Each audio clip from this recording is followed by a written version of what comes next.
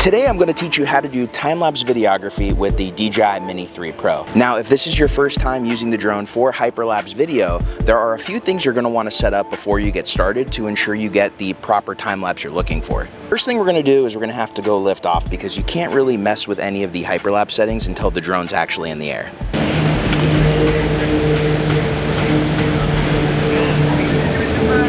So when it comes to hyperlapse mode, there's a few different modes, and there's really only one that I use, which is Waypoint. I think that's the best option for hyperlapses.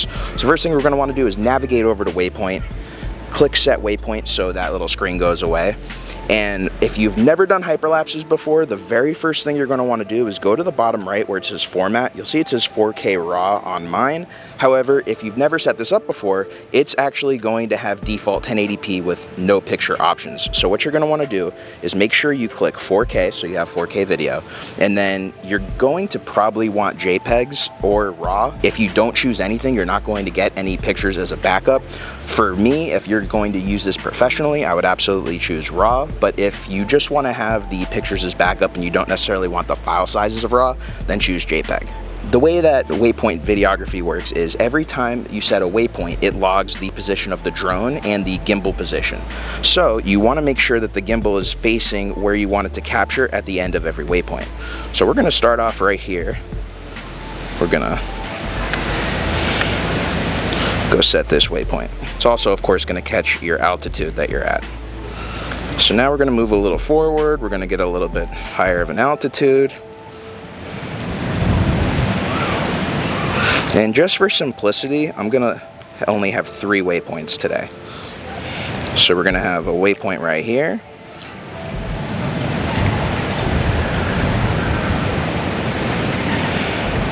And then we'll do one more waypoint, just because you always want to have more video than you think you're going to capture. That way you have good endpoints for yourself to make sure the video looks great, or at least looks how you intend it. So we're going to have this as the last waypoint. Have the gimbal go a little bit more up. There we go. It's hard to choose them and screen record at the same time. So the next step you're going to want to do is make sure you choose the length of your video. Now by default it's going to choose the most minimal settings, and for this case I want a much longer time lapse. So we're going to click where it says 410 125. We're going to hit the 3 dots on the right here, and that's going to ask us how long we want this to be. So I want this time lapse to be, let's make it like 10 seconds. Now we're set. We're going to hit the record button, and it's going to go fly and navigate itself to the waypoint and start getting hyperlapse video. So let's look at the result.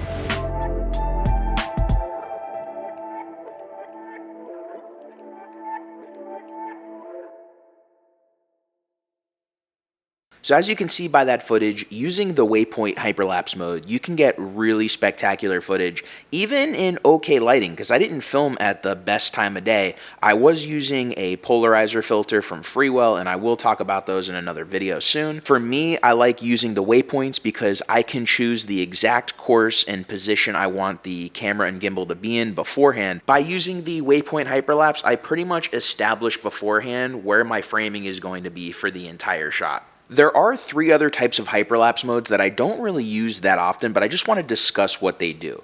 So first is free mode, which essentially will take a hyperlapse, but you control at all times where the drone goes. So you can move the drone in any direction, and the drone will make a hyperlapse video out of wherever you fly it to. In the circle mode, you just choose a point of interest and the drone will orbit around it, and you just have to make sure that the point of interest is actually targeted within the app. The last mode I didn't discuss was course lock mode.